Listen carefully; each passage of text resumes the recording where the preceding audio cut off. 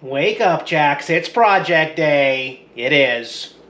Okay, I'll do all the work. You just go ahead and sleep. All right, buddy. All right.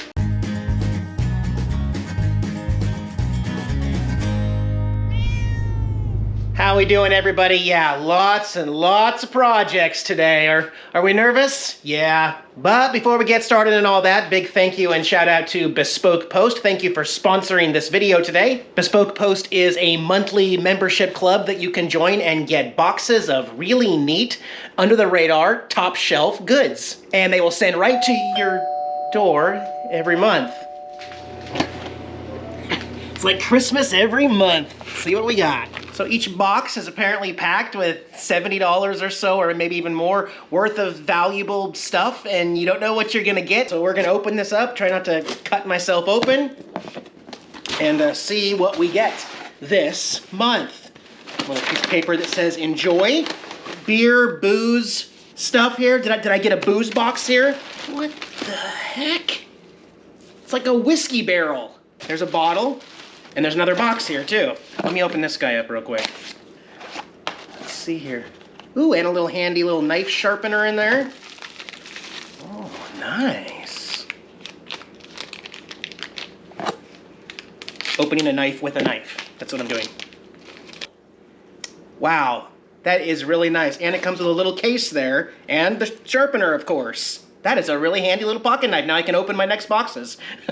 All right, well, I have everything I need to age my own whiskey, y'all. This little tap here that goes in there, like that, actually has a valve in there that turns, and the whiskey bottle with a cork, so not bad. For about 45 bucks a month. You can get some really unique gifts. And these limited run boxes are changing every single month, so you're not gonna get like repeats and stuff like that, but you get some really cool under the radar stuff. They're pretty flexible too, if you wanna skip a month or if you wanna exchange a box because it didn't relate to you or something like that, and there's no commitments or anything like that. By the way, if you're interested in joining Bespoke, there is a link in the video description below. Scroll down under that, click my link, and use promo code NOMADIC20 to get 20% off your first box. That's a really good deal there. And when you click that link, scroll all the way to the bottom of Bespoke and take that quiz, because that's gonna help tailor these boxes to your interests and hobbies. And again, thanks Bespoke for sponsoring this video. Let's get on with these projects. I'm actually feeling pretty excited. Well, let's go around to the other side. Generator compartment here.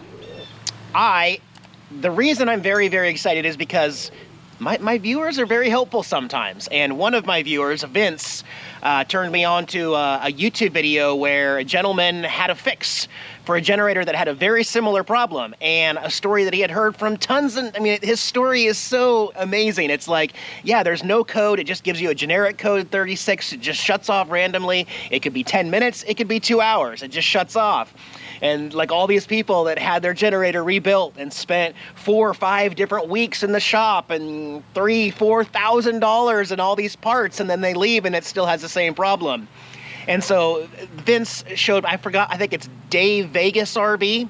I'll link it below in case you ever run into this problem. Actually, all Onan people may need to see this if it works. Stay tuned. But there's a problem with the dipstick. You don't want to have it full, because if it senses the oil's too full, that's when you start getting these random auto shutoffs.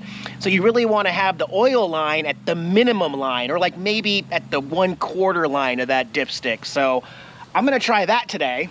Also got to pull out the water pump back there. Should be here by about 4 p.m. the new one, and then we'll start cleaning up this area. And then inside, well, I gotta remove the TV and at least work on the bracket. I'm even considering not traveling with this 60-inch TV anymore, or 55-inch, because the whole bracket has come loose of the wall. There's just, I take too many off-road, too many washboard roads and stuff like that, and it has come out of the wall. If I put it back in, first I'm going to take it off and kind of enjoy the window, have the window back, but if I reinstall it, it needs to be anchored to the floor instead of the wall. So run some 2x4s behind the dresser and secure it to the floor so the weight is on the floor and not the side of the wall. But either way, I have to do that now because it seems like the TV was about to fall off the wall on this last trip back. All right, and then the back of the RV. Yeah, the passenger slide's out right now, guys. And as you know, it doesn't work. And I'm gonna have help to get it back in, but since I'm gonna be working on the area, well, I'm actually remodeling the rear here again.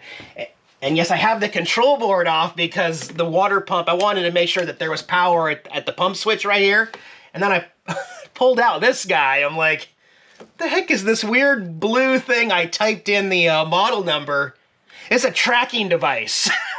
So I found the tracking device from the dealership in Texas that I'm buying this RV from. They keep this in there till you get it paid off, but it was like way down here in the corner and I pulled it out. I'm like, what the heck is this?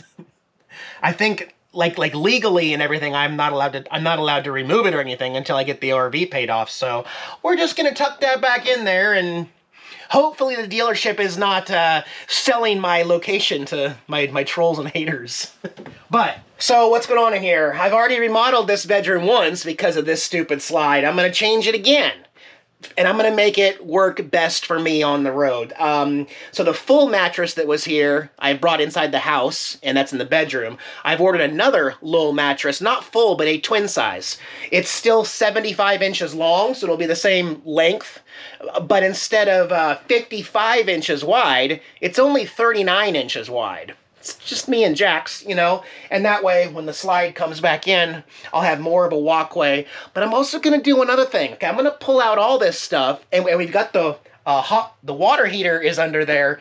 But what I'm going to do is actually raise the bed up. I'm going to build a new bed that with the 10-inch low mattress comes up to the base of the window over there. So the bed is going to be significantly 12 or 13 inches higher than it is right now. And it's still going to have compartments. And it's going to be that way. That way I have more storage for whatever I find on the road and stuff like that. So the first step is going to be tearing this all apart. But anyway, first step, let's go empty a little bit of oil from the generator and get that started up. Also, an interesting fact, I have not plugged the RV into power here at the house since I've been back here in Illinois. Thankfully, the weather has been really nice. But also, I didn't used to get solar when I was parked here earlier in the year the first time. And now with winter coming, as you can see, the leaves are falling and everything, so I'm getting solar. And, you know, I unplugged a lot of stuff I'm not using, including the chest freezer and stuff, so I'm not drawing a whole lot of power. Every night when I go to bed, I come out here, it's still at like 90-something% with the lithium batteries. But I just thought that was kind of weird that with winter now, you actually I don't need to plug in if I'm not running a heater or something. Whoa, okay, so let's check oil. All right, so there's my dipstick, and as you can see, my oil is full. It's all the way up to the full line. And again, that video is saying that you really want it down closer to about 1/4 from the add mark down there. So, you know, and I don't know, I mean, if I'm actually considering forking over another $4,500 for a new Onan generator, then let's try this first. So I'm going to empty out some of the oil in here, and we're going to try to get it lower, and then I'm going to turn this on and basically run it until I run out of gas. If it wants to keep running for an entire day, how cool would that be? So I'll get back to you here. There we go, just under the half mark there. Okay. Well, we'll try it. It's actually been about 10 days since I've even messed with this thing, but let's go ahead and prime it. It's primed, and let's start her up. And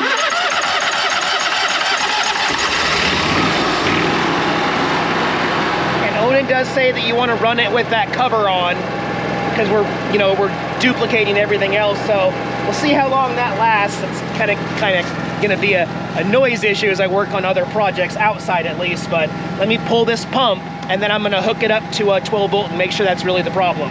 Because the other thing about the generator is I have a lot of viewers say, Eric, it's just time to travel with an extra spare emergency generator, even if it's just a 2,000 watt. And I absolutely agree with you on that. I will not be leaving the house until I get an emergency backup generator.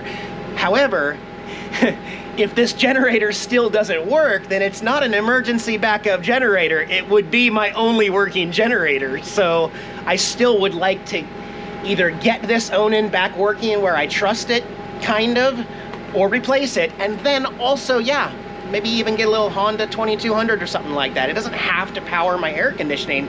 I just can't be stranded without a way to charge my lithium batteries when it rains for like a week straight again, you know? Yeah. got her out 4 days later.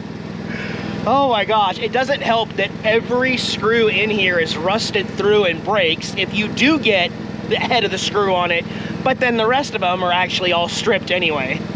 What a pain. So let me unhook this guy, then I'll go plug it into 12 volt to see if that's really the problem, and then I'll test 12 volt here, since I've already tested 12 volt up by the control panel. I'll let you know what I find. However, like I said, I've got the new pump coming anyway, so today we're putting in a new pump anyway. All right, I got my watch timer going here. There we go. 19 minutes, generator's been running. We'll keep an eye on it. Meantime, I brought the pump up here to the driver's side battery, and that's how I'm gonna test it for 12 volts, see if it does anything. All right, positive is connected. We'll bring the negative over. Nothing. This pump is DOA. Well, not on arrival, but it is DO. Oh my gosh. Look, that was perfect timing. I'm literally waiting for the pump as the UPS guy pulls up. That's awesome. And again, while I'm here, I went ahead and tested for 12 volt. We do have 12 volt here at the water pump line when the switch is turned on. Figured I would just check all of my bases. Another thing you could check also, if your water pump just stops working, is your fuse box. Obviously, that was the first thing I checked on the road. But yeah, down here, off to the right, here's all of my fuses for everything. And actually, if you have a blown fuse in this RV, I'll show you. It actually will light up and tell you. This is actually the water pump fuse right there. But yeah, if it goes out or if it falls out, you'll have a red light in here, which I kind of like. But yeah, I'll go ahead and get the new pump installed there, and hopefully we will have solved a repair, which is practically impossible on this RV, so I'll take what I can get. What are we at? 43 minutes on the generator's still running, although it's pulsing a little bit. And yes, I have more than 3/4 tank of gas, but listen. Hear a little bit of pulsing, I don't know. Is that because I'm not under load? I'm not running an air conditioner or heater or anything, and the batteries are fully charged. We're just idling, basically, but it has gone out on me several times just while idling, so I'll run it till tomorrow just to make sure that was it. Wouldn't that be cool if that was the only problem? The dipstick oil level? Oh, and also, you know, I went with a direct replacement. There's lots of different options for water pumps. You can get some that flow more water, you know, like more gallons per minute. You can get more powerful ones. You can get any kind of water pump you want. The thing is, though, then you're dealing with possibly the wires being in a different spot or the in and out of it being in a different spot, like my toilet in Yoda where I had to reconfigure everything. So sometimes when you make those changes, you're actually making it more work for you to do the install. So what I like to do on my RVs is direct replacement. And yes, you're gonna pay a little more. I paid $130 for the new water pump. You can get a generic one on eBay or Amazon for like 40 or 50 bucks. But again, for me, it's all about convenience, and I want to be able to throw the new one in. So I will get it bolted in there and wired up, and then I'll fill her up with water and we will test. And she's off, guys. 53 minutes, 53, about the average, right around there. Ran the secondary code list there again, got code 36. Didn't even get a low oil code or anything, no, 36, engine stopped. Same thing as always, same thing as before. I put $3,800 into this thing to have the entire thing rebuilt. I appreciate the effort there, Vance, whoever gave me that, but no, this is a lemon. It's so frustrating, man. Let's work on what I do have control over. Oh my God. All right, well, she ain't pretty, but the new one's back there. I just gotta bolt it to the wall. I have filled up the tank, so we got water in there. Let's go inside and make sure we have running water now. Yeah, I know, my sink's dirty, blah, blah, blah. Yeah! Fantastic. That's a good feeling getting that fixed. Man, I needed a win. FedEx just showed up and dropped off a package. What's that? Stay tuned. Future video there. Got some assembly to do. So the two things I'm gonna do, I'm gonna pull the TV off here first, but I also got one of these generic magnetic strips because remember mine broke down there and LCI Lippert doesn't make them and they don't even manufacture them anymore. But a lot of people told me that you can get generic car alarm ones that should do the same thing. It's a 2-wire system. I'm gonna put the corded part here not here like Lippert does with the moving door having the wire. I'm gonna do it the right way and then bypass my switch. So I'll do this and I'll tear the TV off the wall and we'll take a look at everything. You know, I'll be honest, I actually really missed this window. I'm kind of happy to have it back momentarily here for a second while I rethink all this. Also, this whole thing has to go, it has to be hidden better. You know, I'm just tired of looking at all that too, but no, man, I really, really do like having this window here. It just opens up the space so much better. But that's the sacrifice to having a 60-inch frickin' TV. I don't know, man. This 32-inch TV up here would be fine if I rearranged the seats to face it, you know, like... Hey, wait a minute. Wait a minute now. I'm gonna get back to you. I'm gonna take a break and I'm gonna put that door magnet thing together first. As you guys remember, after it failed, just to have control of it, I just put in this manual switch here, so I gotta remember to do that, to put them up and put them down all the time. But we're gonna install this new magnet and see if that fixes my problem, and if it does, I'll order 3 more of them for when the next time it goes out. It's not gonna go out though, that's the thing. I never understood why this was the magnet receiver from LCI and Coachman, and over here was the part that had the wire. That's constant. Every time you open the door, it gets pinched. Why wouldn't you just put the wire there and the magnet receiver there? I don't know. We're gonna do it right. All right, check it out. That looks so much better and so clean right there with the wires tucked away, no wires go. I don't know. At some point, you actually got to say, maybe I should build RVs. Maybe Nomadic Fanatics should actually build RVs better than Coachman and Forest River and all these idiots. That's ridiculous. I pretty much am building my own RV. I'm fixing every little problem. Well, can't fix everything, but we're back to normal here. Let me close this door and show you what happens. Magic. Oh yeah. Everything's back to normal. Open it up. And once you get to the campground, if you want those to stay out, just flip the switch off. And then that way, if I go in and out of the door, they stay out. See, sometimes these small victories are just what the doctor ordered. Well, I lost daylight here, so the projects are gonna come to an end here. Not to leave you hanging or anything, but I got some stuff fixed and some stuff didn't get fixed. Frosty, you look like you're freezing. Oh. And actually, I think I'm gonna do a little nightcap and head on over into the hot tub. It's 103 degrees over there. Sounds like a good way to close the night out. You guys want to see Jax real quick? Icon has tail. Icon has extra tail. It was an extra tail. It was just sitting there not doing anything. How you doing, buddy? I didn't hang out with the kitty very much today, huh? Well, I was working on my projects. Sorry about that whittle guy. Whittle tiny guy. Maybe I could build something custom for the kitty in there too while I'm at it, huh? All right, we gotta get some lumber to finish that bed area. Yeah, we do. So, I'll get back to you. I don't know about the frequency of videos anymore now that I'm at base camp and with projects, and I don't want to be cooped up in the house all the time, even though I've got it just the way I want with Christmas and stuff. I want to go camping now that the water pump's back installed and go see some nature and have some quiet too, so just bear with me for Thanksgiving. I've still got some plans hanging out with family here, so we shall see. But Jackson, I'll see you in a few days. Bye-bye.